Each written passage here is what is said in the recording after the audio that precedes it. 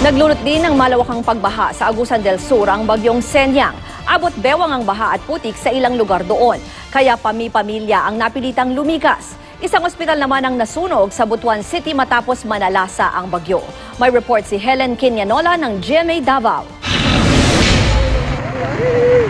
Abot bewang ang baha sa bayan ng Prosperidad sa Agusan del Sur.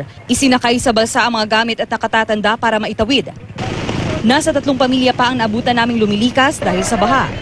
Nagmistulang ghost town naman ang isang purok sa bayan ng Sibagat. Sinira kasi ng baha ang 20 bahay at nabalot pa ng putik bunsod ng pagtaas ng Wawa River.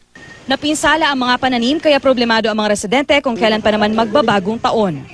Sinira rin ni Senyang ang National Highway na papuntang Davao City. Gumuha ang lupa at natabunan itong bahagi ng kalsada sa Purok 6, Barangay Mahayahay. Kaya pahirapan ang mga motorista at pasahero sa pagdaan. Kailangan pa nilang tahakin itong bahaging ito para makadaan sila patungong Butuan City, ang karatigan na lungsod.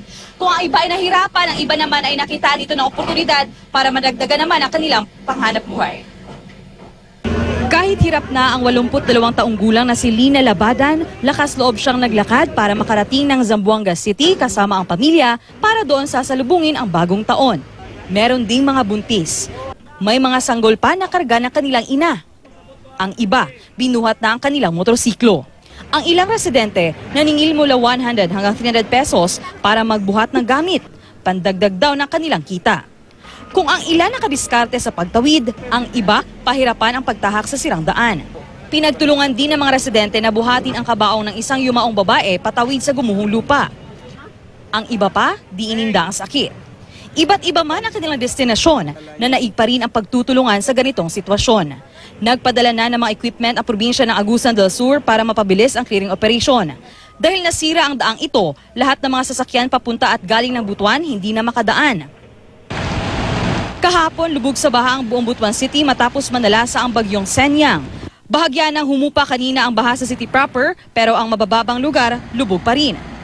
Kaninang madaling araw, ilang oras matapos ang pananalasa ng bagyo, nasunog ang isang ospital dito.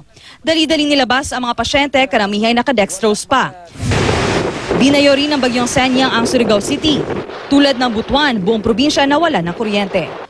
Mula rito sa Agusan del Sur, Helen Quinianola, GMA News.